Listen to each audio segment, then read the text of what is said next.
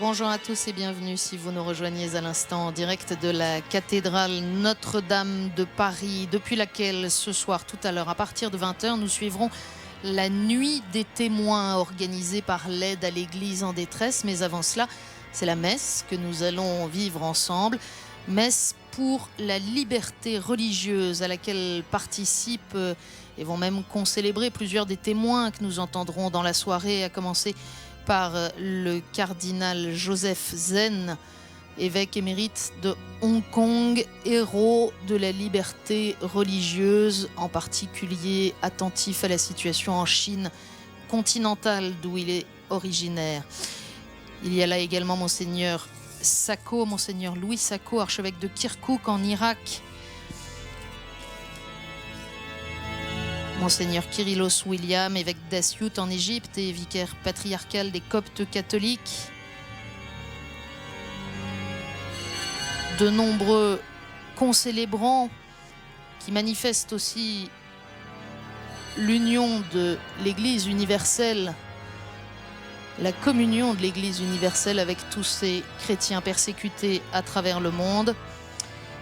Sont présents l'observateur permanent du Saint-Siège auprès de l'UNESCO, Monseigneur Follo, Monseigneur Bressolette, vicaire de l'ordinariat des Églises orientales catholiques en France, le Père Georges Collomb, supérieur général des missions étrangères de Paris, ou encore le Père Pascal Gollnisch, qui dirige l'œuvre d'Orient. La messe est célébrée par Monseigneur Luigi Ventura, nonce apostolique à Paris.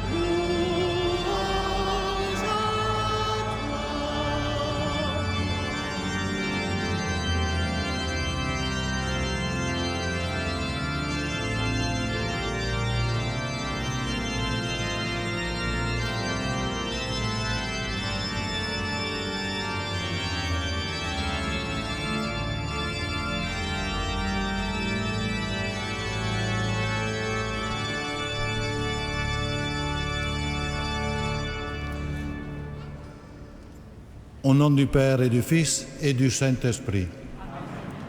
La paix soit avec vous. La messe, l'Eucharistie est toujours une communion. Une communion avec le Seigneur qui est présent, se rend présent dans le pain et le vin qui est béni et consacré. Parmi nous, ils deviennent vie et nourriture pour notre chemin. Il est aussi communion avec tous nos frères qui sont ici, qui participent avec nous et dans le monde. Aujourd'hui, notre sens de communion s'élargit avec affection, la communion de tous ceux qui, nos frères, souffrent à cause de leur foi.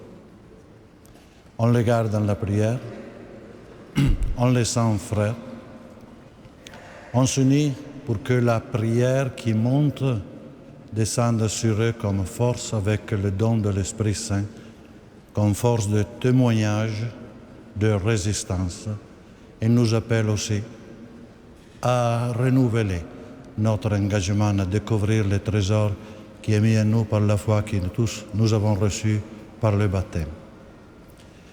Renouvelons la grâce du baptême qui est purification et grâce des enfants de Dieu, sont appelés fils de Dieu, à travers l'acte de pénitence et d'humilité, à travers lequel nous reconnaissons nos péchés, nos fragilités et nos fautes, mais toujours en confiant dans la bonté, dans la miséricorde de Dieu qui est toujours plus grande de notre pauvreté. Je confesse à Dieu Tout-Puissant, je reconnais devant mes frères que j'ai péché en pensée, en parole, par action et par omission. Oui, j'ai vraiment péché. C'est pourquoi je supplie la Vierge Marie, les anges et tous les saints, et vous aussi, mes frères, de prier pour moi, le Seigneur notre Dieu. Que Dieu Tout-Puissant nous fasse miséricorde, qu'il nous pardonne nos péchés et nous conduise à la vie éternelle.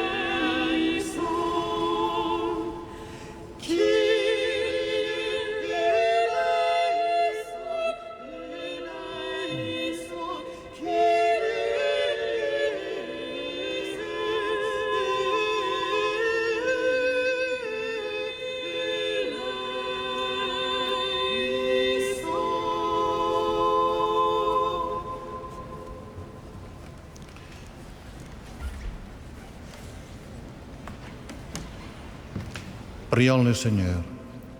Seigneur, pour nous ouvrir la vie éternelle, tu as exalté ton Christ dans la gloire.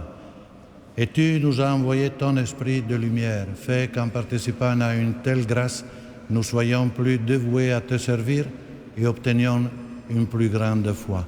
Par Jésus-Christ, ton Fils, notre Seigneur et notre Dieu, qui vit avec toi et le Saint-Esprit, maintenant et pour les siècles des siècles.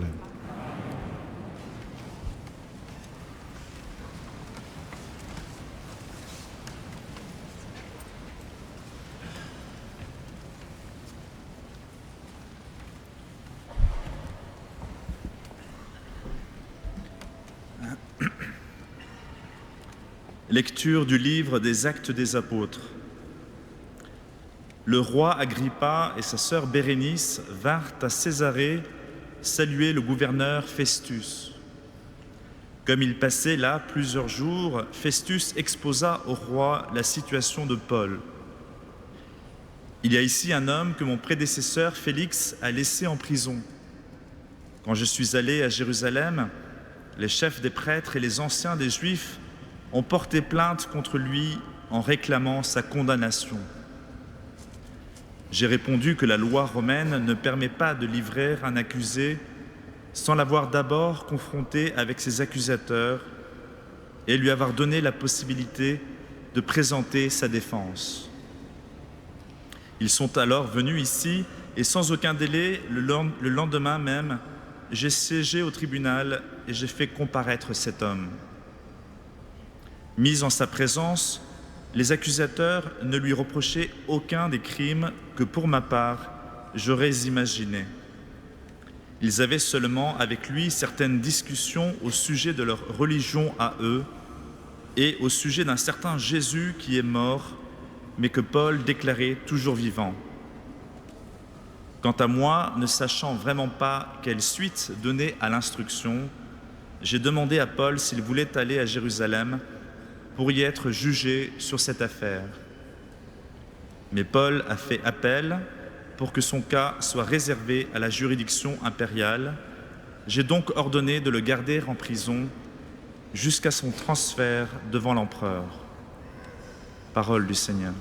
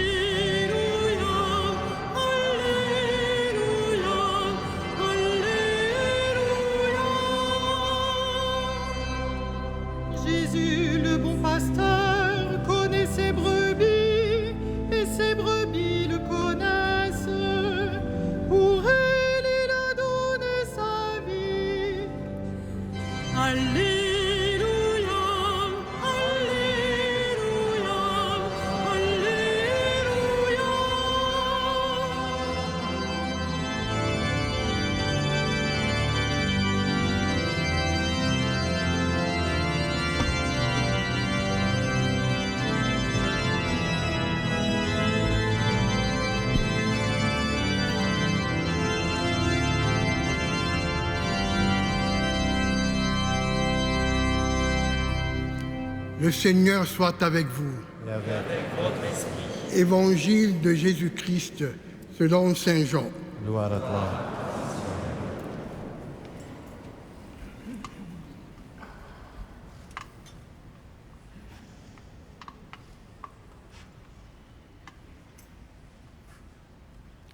Après le repas au bord du lac, Jésus ressuscité dit à Simon-Pierre, « Simon, fils de Jean, m'aimes-tu plus que ceux-ci » Il lui répond, « Oui, Seigneur, je t'aime, tu le sais. » Jésus lui dit, « Sois le berger de mes agneaux. » Il lui dit une deuxième fois, « Simon, fils de Jean, m'aimes-tu » Il lui répond, « Oui, Seigneur, je t'aime, tu le sais. » Jésus lui dit, « Sois le pasteur de mes brebis. » Il lui dit pour la troisième fois, « Simon, fils de Jean, est-ce que tu m'aimes » Pierre fut peiné parce que pour la troisième fois, il lui demandait « Est-ce que tu m'aimes » Il répondit « Seigneur, tu sais tout, tu sais bien que je t'aime. » Jésus lui dit « Sois le berger de mes brebis. » Amen, amen, je te le dis, quand tu étais jeune, tu mettais ta ceinture toi-même pour aller là où tu voulais. Quand tu seras vieux, tu étendras les mains et c'est un autre qui te mettra ta ceinture pour t'amener là où tu ne voudrais pas aller. Jésus disait cela pour signifier par quel genre de mort Pierre rendait gloire à Dieu. Puis il lui dit encore, « Suis-moi. » Acclamons la parole de Dieu. Louange à toi, Seigneur Jésus.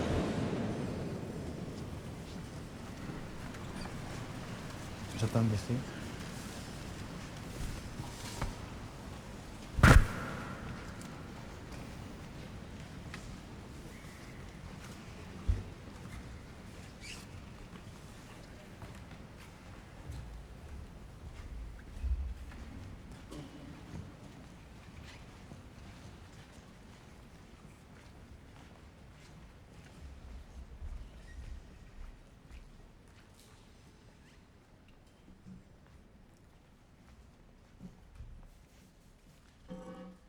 Frères et sœurs, permettez-moi d'abord d'adresser mes cordiales salutations au cardinal Joseph Zhenzhe-Kyung, évêque émérite de Hong Kong, à l'archevêque de Kirkuk de Chaldéenne, Monseigneur Louis Sarko, à l'évêque d'Asyut, Lycopolis de Copte, Monseigneur Kyrillos William,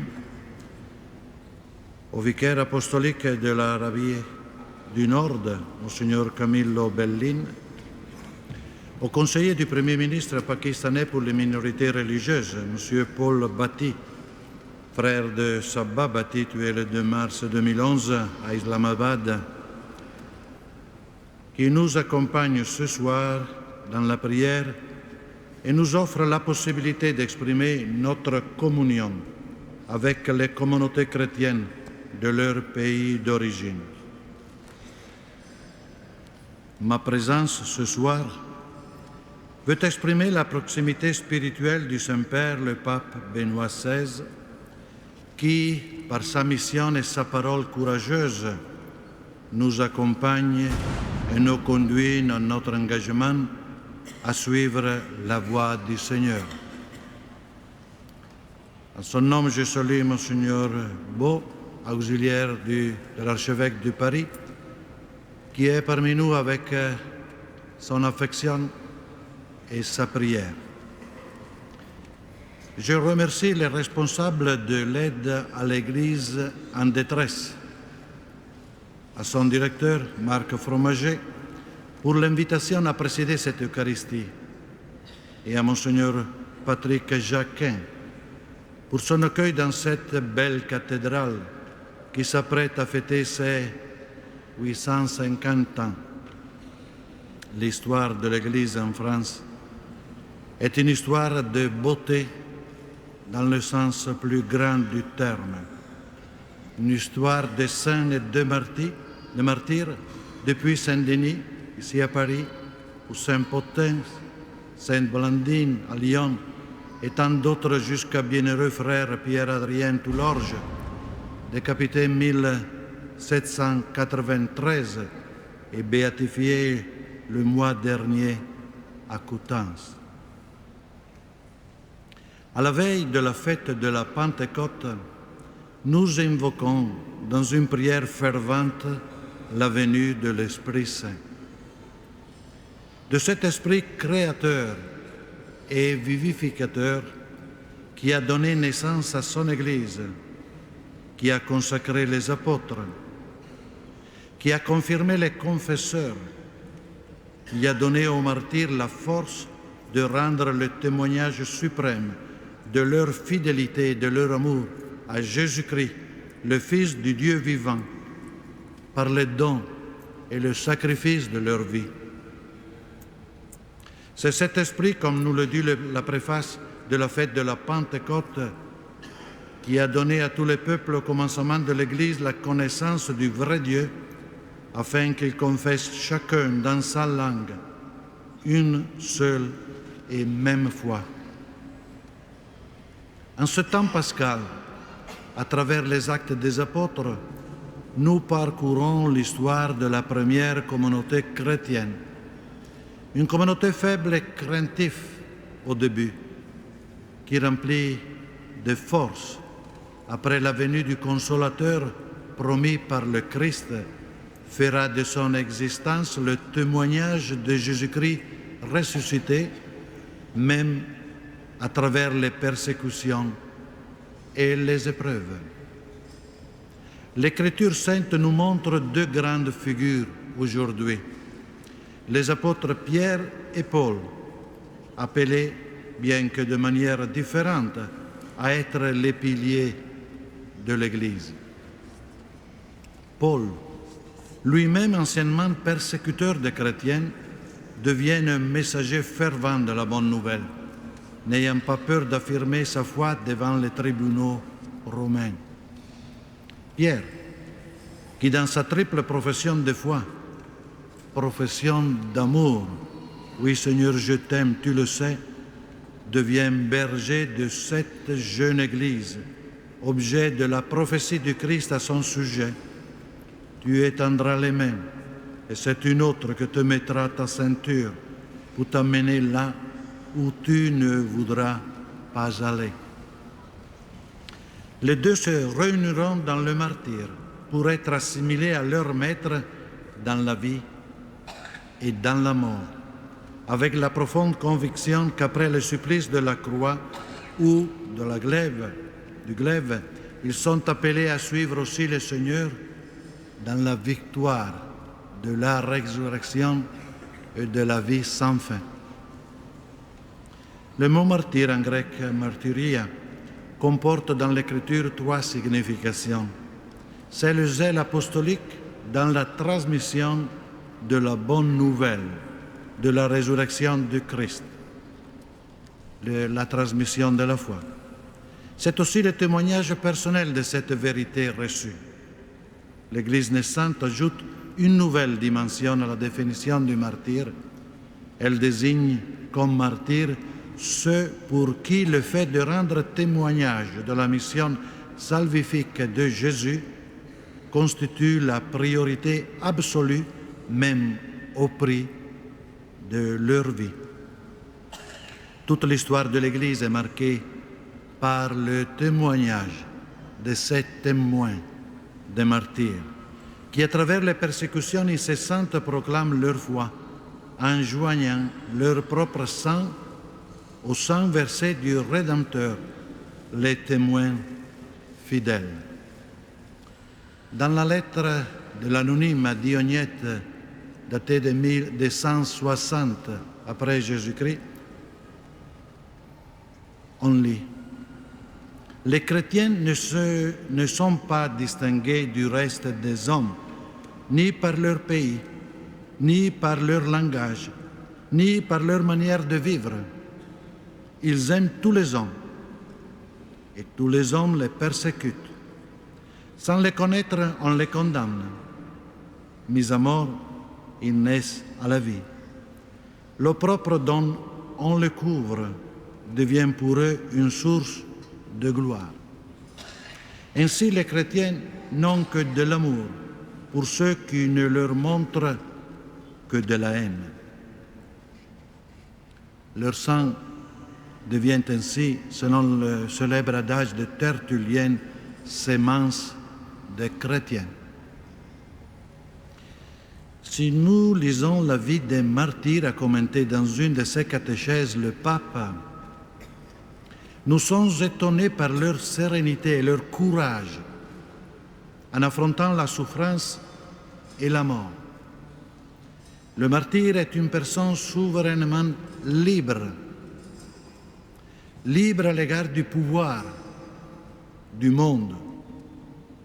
Une personne libre qui, à travers un acte unique définitif, donne toute sa vie à Dieu et dans un acte suprême de foi, d'espérance et de charité, s'abandonne entre les mains de son Créateur et Rédempteur.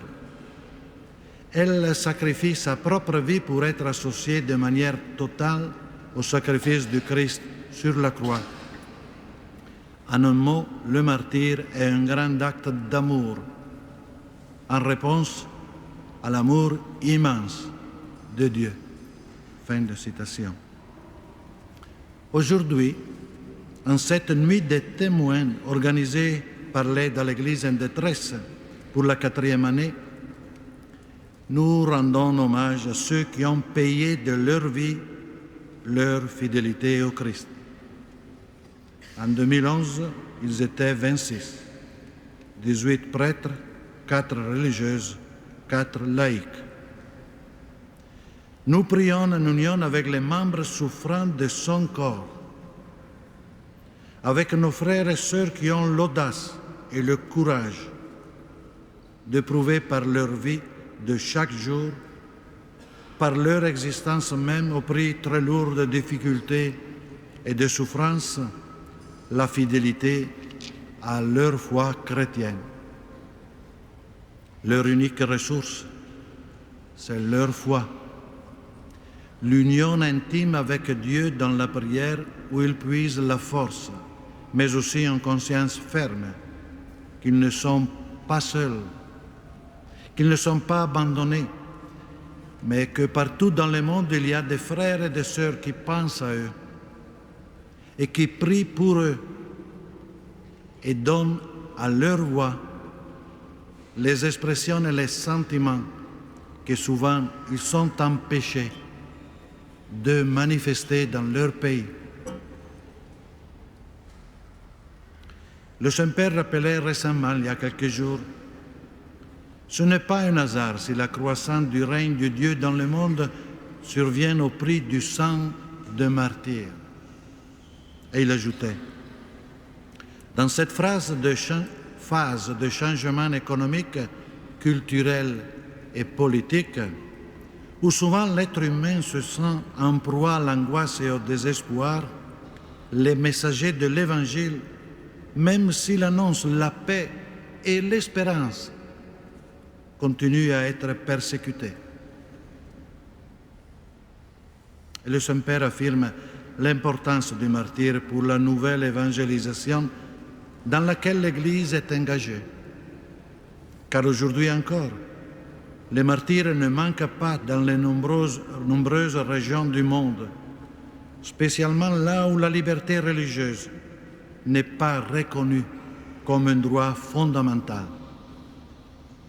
Et si ce droit fondamental, qui consiste en particulier à pouvoir témoigner librement de sa foi, n'est pas reconnu, bien souvent ce sont aussi les autres droits et la liberté qui sont bafoués.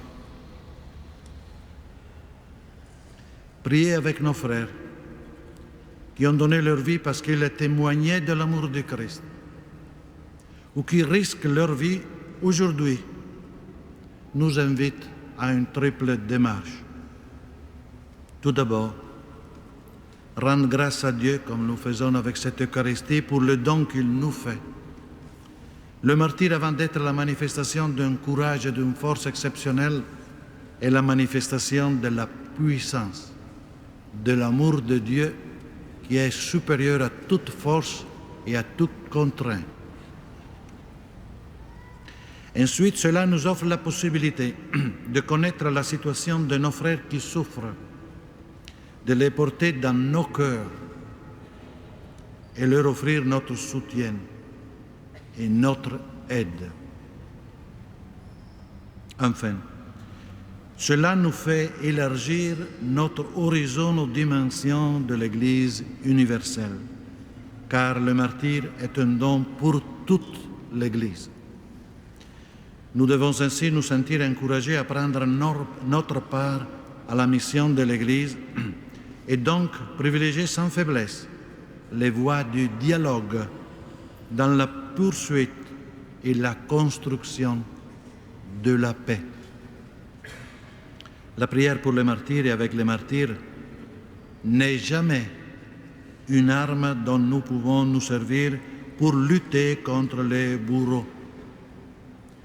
Elle est un appel, et j'utilise les expressions encore du Saint-Père, assumé comme premier engagement fondamental celui de croître chaque jour dans un amour toujours plus grand pour Dieu et pour nos frères, afin de transformer notre vie et de transformer ainsi également notre monde avec l'amour. Dans ce sacrifice eucharistique, en union avec Dieu, avec tous nos frères persécutés, comme les apôtres en attente de la venue de l'Esprit consolateur, demandons au Seigneur de renouveler en nous ce don de fidélité et de courage qui font porter à l'Église son message toujours vivant, toujours nécessaire d'amour.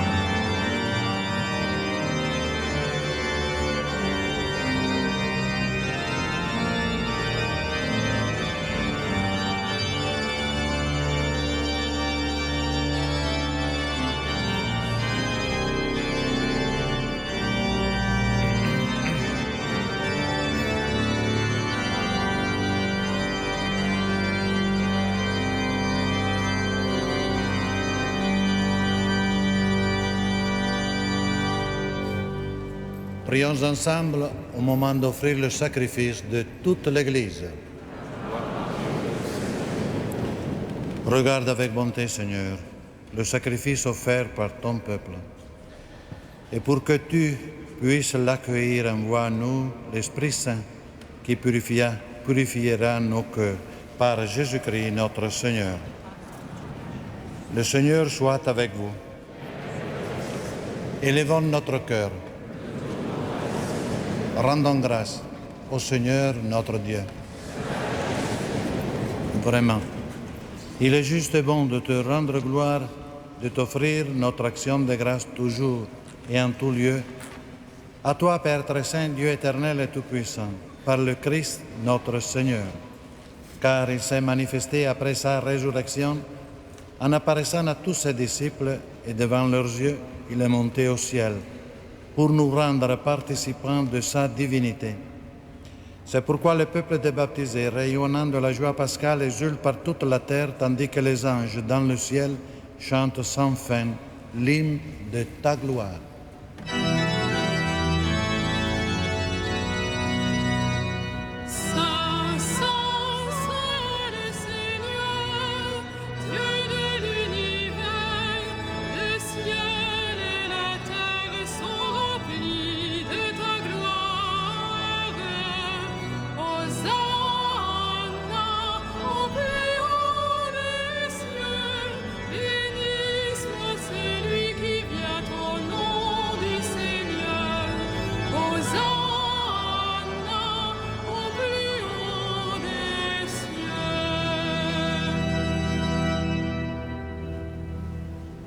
Toi qui es vraiment saint, toi qui es la source de toute sainteté, Seigneur, nous te prions.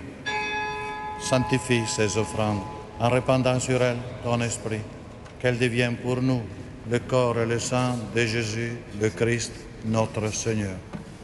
Au moment d'être livré et d'entrer librement dans sa passion, il prit le pain, il rendit grâce, il le rompit et le donna à ses disciples en disant: Prenez et mangez-en tous, ceci est mon corps livré pour vous.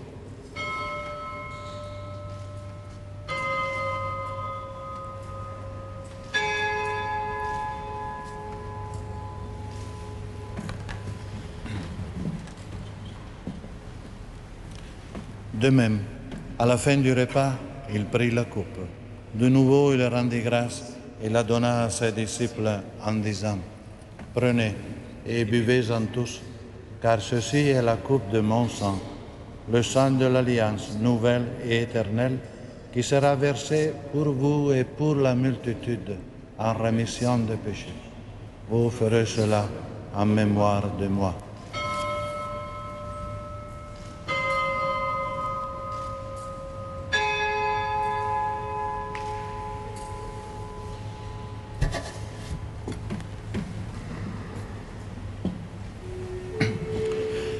Il est grand le mystère de la foi. Nous proclamons ta mort, Seigneur Jésus. Nous célébrons ta résurrection. Nous attendons ta venue dans la gloire. Faisant ici mémoire de la mort et de la résurrection de ton Fils, nous t'offrons, Seigneur, le pain de la vie et la coupe du salut, et nous te rendons grâce, car tu nous as choisis pour servir en ta présence. Humblement, nous te demandons qu'en ayant part au corps et au sang du Christ, nous soyons rassemblés par l'Esprit Saint en un seul corps.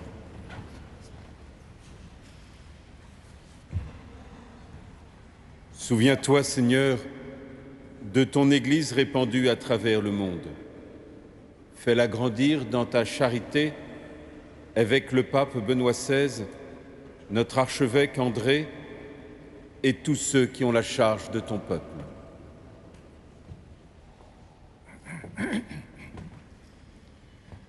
Souviens-toi aussi de nos frères qui se sont endormis dans l'espérance de la résurrection et de tous les hommes qui ont quitté cette vie. Reçois-les dans ta lumière auprès de toi. Sur nous tous, enfin, nous implorons ta bonté. Permets qu'avec la Vierge Marie, la bienheureuse Mère de Dieu, avec les apôtres et les saints de tous les temps qui ont vécu dans ton amitié, nous ayons part à la vie éternelle et que nous chantions ta louange par Jésus-Christ, ton Fils bien-aimé. Par lui, avec lui et en lui.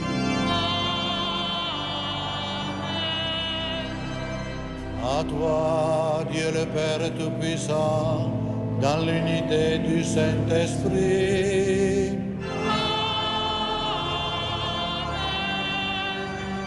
Tout honneur et toute gloire pour les siècles des siècles.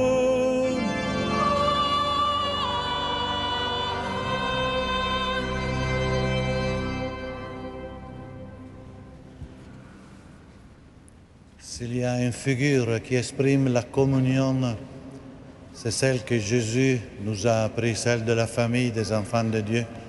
C'est à travers sa parole, sa vie, que nous avons connu que Dieu n'est pas une idée, n'est pas quelque chose qui est très loin, mais c'est un Père. Notre expression d'amour, de solidarité et de fait et de foi, ensemble avec tous nos frères qui sont dans le monde, surtout qui sont dans l'épreuve, s'exprime en particulier à cette prière de notre Père que nous avons reçu du Sauveur. Nous faisons la communion autour du Seigneur qui est parmi nous et ensemble, nous chantons les mots que Jésus a mis sur notre bouche pour qu'entrent dans nos vies et pour que la famille des enfants de Dieu soit la famille de l'humanité universelle. Ensemble, nous adressons au Père commun. Notre Père, qui es aux cieux, que ton nom soit sanctifié, que ton règne vienne, que ta volonté soit faite sur la terre comme au ciel. Donne-nous aujourd'hui notre pain de ce jour. Pardonne-nous nos offenses, comme nous pardonnons aussi à ceux qui nous ont offensés. Et ne nous soumets pas à la tentation, mais délivre-nous du mal. Délivre-nous de tout mal, Seigneur, et donne la paix à notre temps. Par ta miséricorde, libère-nous du péché. Rassure-nous devant les épreuves en cette vie où nous espérons le bonheur que tu promets et l'avènement de Jésus-Christ, notre Sauveur.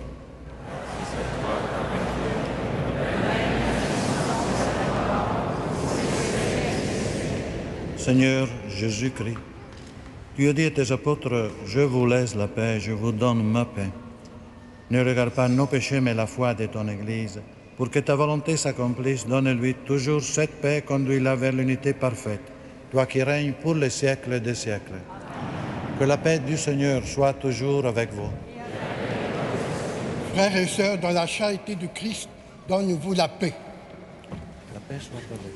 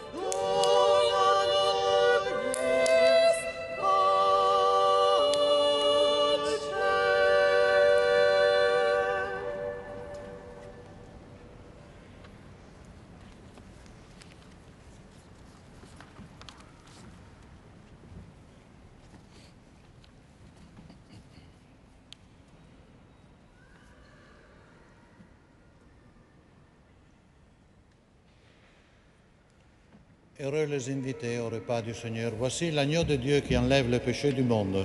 Seigneur, je ne suis pas digne de te recevoir, mais dis seulement une parole.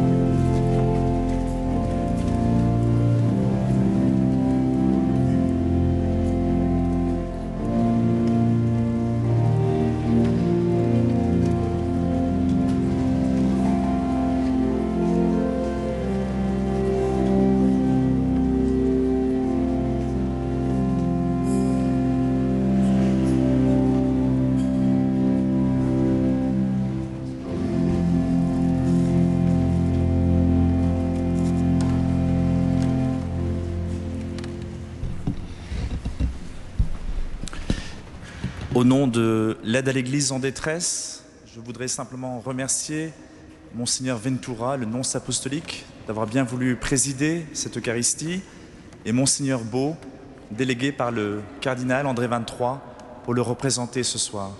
Je salue la présence du cardinal Zen, l'archevêque émérite de Hong Kong, et les évêques d'Assout, du Koweït, de Kirkouk, qui dans quelques instants prendront la parole lors de la veillée de prière. Dans quelques instants donc, de 20h à 21h30, nous vous proposons d'assister à la 4e nuit des témoins en l'honneur des chrétiens persécutés. Ce soir, cette année, nous aurons à cœur d'entourer tout particulièrement nos frères de Chine, d'Irak, du Pakistan et d'Égypte.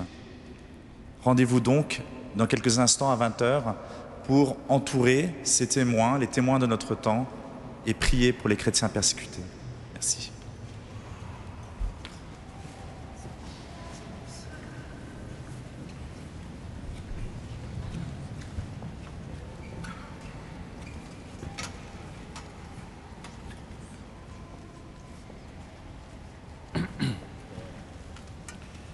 Prions encore le Seigneur.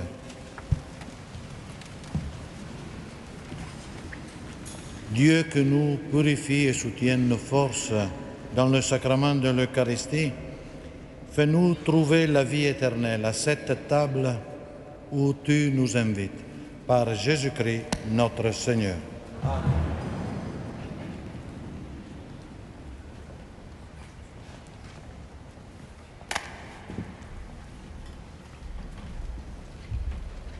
Le Seigneur soit avec vous.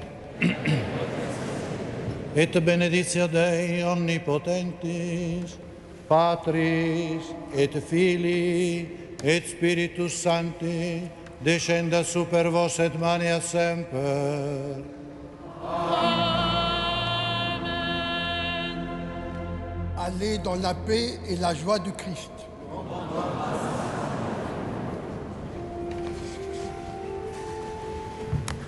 Regina Celi.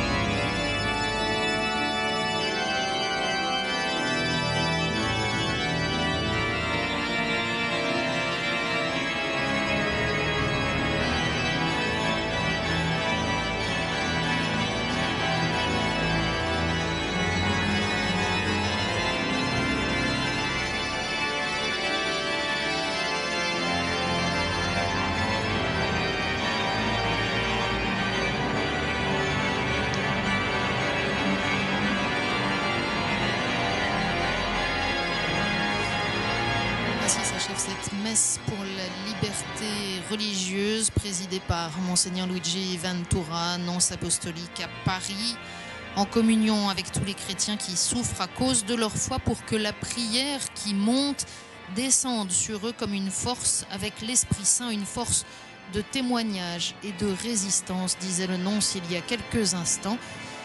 Pour ceux d'entre vous qui le peuvent, nous allons poursuivre cette prière et cette communion avec les chrétiens persécutés, avec la nuit des témoins, veillée de prière et de témoignage. Nous nous retrouverons en direct de cette cathédrale parisienne tout à l'heure, à partir de 20h.